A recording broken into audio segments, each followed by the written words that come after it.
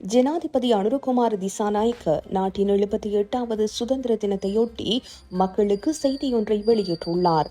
அவர் வெளியிட்டுள்ள வாழ்த்து செய்தியில், ஏராளமான சவால்கள் இருந்த போதிலும் நமது நாடு பொருளாதார ஸ்திரத்தன்மையை மீண்டும் பெற்று சீராக முன்னேறி வரும் வரலாற்று சிறப்புமிக்க தருணத்தில் 78வது தேசிய சுதந்திர தினத்தை நாம் கொண்டாடுகின்றோம். இலங்கையர்களாகிய நமது கூட்டு போராட்டத்தின் மூலம் 18 மாதங்களுக்குள் உறுதியான பொருளாதார முன்னேற்றத்தை அடைவதில் வெற்றி பெற்றுள்ளோம். துன்பங்களுக்கு மத்தியிலும் கூட்டாகவும் உறுதியுடனும் செயல்பட்டு தூய்மையான மற்றும் கொள்கை ரீதியான அரசியல் கலாச்சாரத்தால் முத்திரை குத்தப்பட்ட ஒரு தேசமாகவும் நேர்மையுடன் உயர்ந்து வரும் ஒரு அழகான நாடாகவும் இலங்கையை சர்வதேச அரங்கில் நிலைநிறுத்த முடிந்தது. எங்கள் அடுத்த முக்கிய நோக்கம் நாம் அடைந்துள்ள பெரிய பொருளாதார ஆதாயங்கள் இலங்கையின் அனைத்து மாகாணங்களிலும் உள்ள அனைத்து இன சமூகங்களுக்கும் பரவுவதை உறுதி செய்வதாகும்.